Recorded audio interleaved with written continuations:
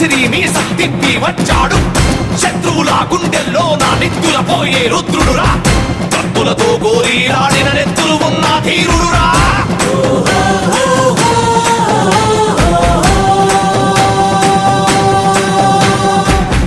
గుప్పిట్లో నిప్పుల ఉప్పిన పట్టేవాడు వీడేరా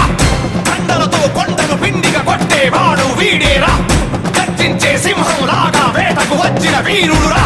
పిడికిలితో పొడిచే వేటుకు వందన తలలే ఎగురునురా